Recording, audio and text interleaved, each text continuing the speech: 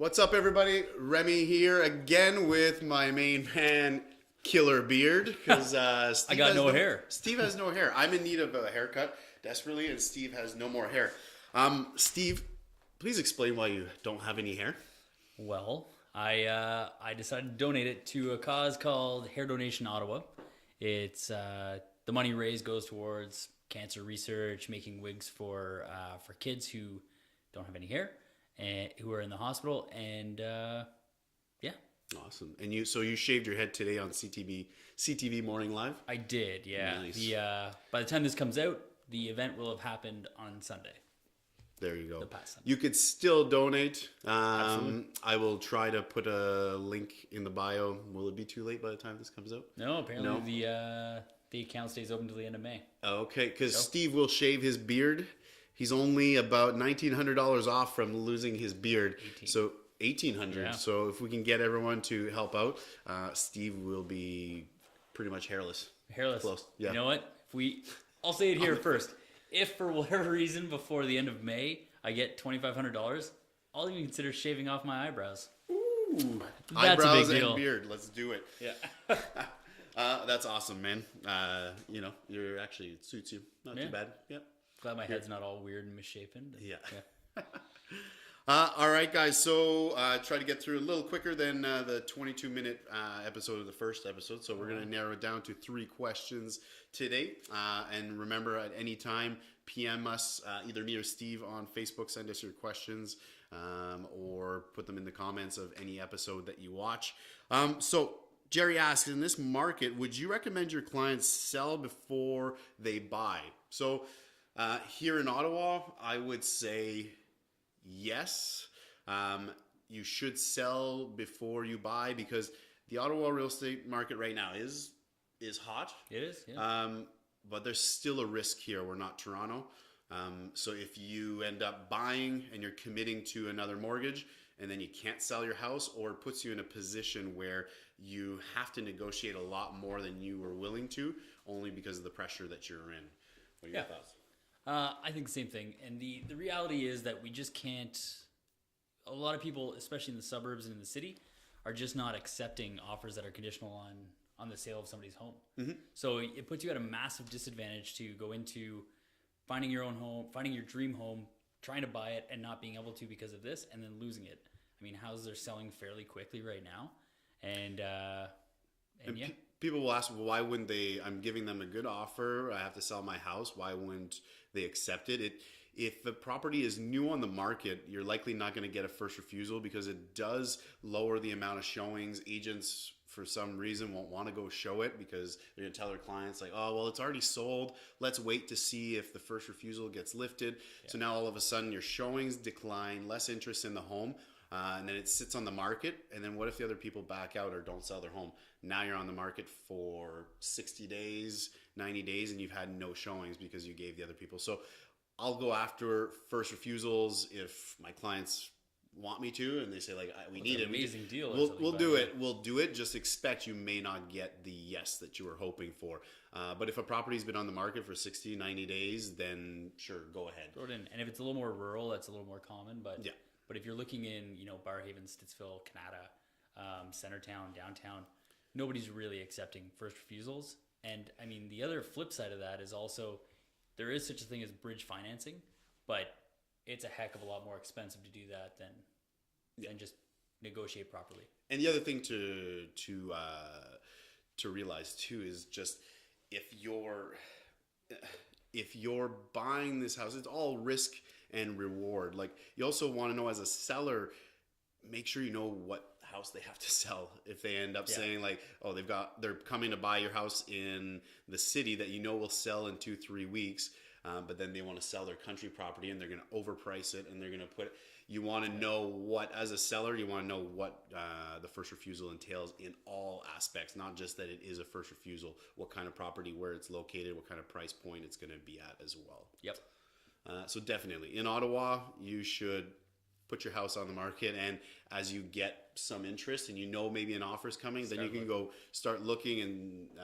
And at this time of year, you can kind of do both. Start looking but make sure you have a contract in hand for your property that you're selling before you put a contract together for a house you're buying. Yeah.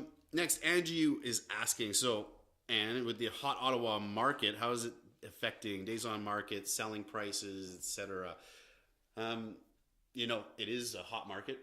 Yeah. Steve, a lot of people at our office are just having crazy spring. It's super busy, lots of listings, but just because the market is hot does not mean that everything is selling. You still need to price things accordingly. You still need to market it properly. It's not just, it's not Toronto. You can't just put it up. Sale prices are definitely not in Toronto. Sale prices are pretty much just a suggestion. Yeah. Here in Ottawa, they're definitely a guideline. So you do want to price it right. And Steve has been selling a lot of his listings too, running out of them probably fairly quickly. Yeah. And I mean, it does come down to that. It comes down to preparation of the property, making it look great, presenting it well, and pricing it right. And I mean, there is some leeway, there is some room, but really, I mean, at this point you're deciding whether it's going to sell or whether it's going to sell with multiple offers, and your pricing strategy is going to reflect that. Mm-hmm. Exactly. So it is a hot market. Days on market are going down in March. We don't have the statistics for April yet because the month isn't over yet. But in March, there was about 28% more homes that were sold than the previous March. So we're definitely having quicker start than last year, and inventory is coming down, although right now we're getting into that time of year where the massive amount of inventory that will be on the market for the majority of the year will be coming out. So you want to make sure that you not only look at everything that's selling, but look at your competition. Just because your neighbor is listed for $599 does not mean it's going to sell for $599. I can ask $1 million for my house, but I'll never get it. Yeah. So don't necessarily pay attention to just what's on the market and base your decisions on that, or try to speak with your realtor and say like, my neighbor over there, he's got it listed for $475. It's like, yeah, but all of them are selling for $430, and he's been on 30 days, 40 days. So definitely look at what is selling. Just because it's a hot market does not mean it's going to sell for anything you want. Yep. Last question. Should I buy a condo? I've heard that the condo market in Ottawa is not doing so well. Steve? The condo market is definitely doing better than it has been for the last few years. I think we're seeing the inventory go down a little bit. There's been a little bit of a slower building. Like there was that kind of big push where everybody built, and we had a lot of inventory out there. The condo market's still very favorable to buyers, I think, at this point. There's still a lot of leverage for buyers. So if you're thinking about getting into the condo market, I think now is still a great time to do it. And I think that you need to sort of look at your lifestyle. So when you look at, how do you want to live? Do you want to have to do the lawn? Do you want to have to do this? Are you willing to trade off a little bit of space of your own space for more living space in the building? And proximity to downtown obviously is a huge factor, but exactly. There's a definite bonus to condos, and you want to manage if you're out buying a condo. So the question too, should I buy a condo? Just be careful. Like Steve said, there's still a lot of leverage on your side, but make sure you track how the condo fees have been going up over time. If it's a 4-year-old building and the condo fees have gone up $200 in those 4 years, well, you might be, the condo fees might be $350 now, but they might be $550 when you go to sell $600, and only because it's a poorly managed condo. So you want to make sure that there's a good history of slowly inclining condo fees. So inflation is going to happen. We can't stop it, but you do not want to see a quick rise in condo prices. It's just a bad sign. I do this for my buyers. Condo fees. But I do this with my buyers. I'll actually go back and look at listings of the same size, kind of the same models in that building, and see 4 or 5 years ago what the condo fees were. So if they were $280 and now they're $360, hey, that's not too bad. But if they were $280 and now they're $480, you're saying, okay, wait a minute, you could easily be $600, $650 in just a matter of 3-4 years. Yeah, definitely a red flag, and that's something that I talk about a lot as well. Is that one of the pieces of condo living is that you're putting your finances in somebody else's hands or in a group of people's hands. You still have a say in that, but that is a major disadvantage.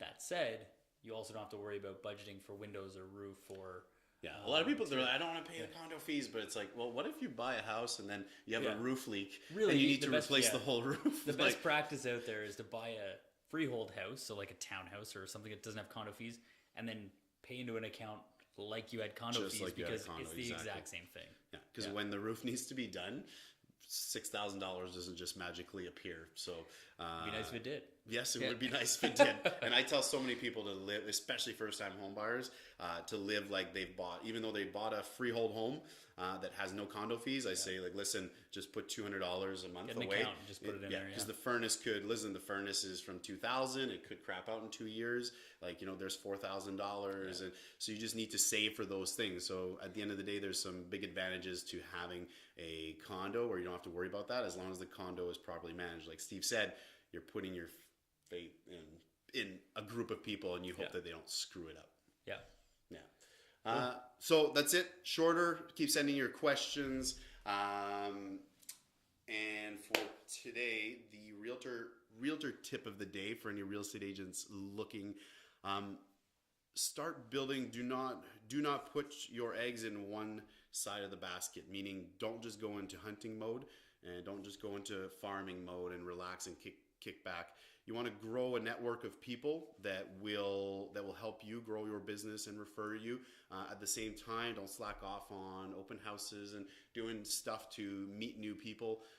At the end of the day, your network is going to be your biggest asset.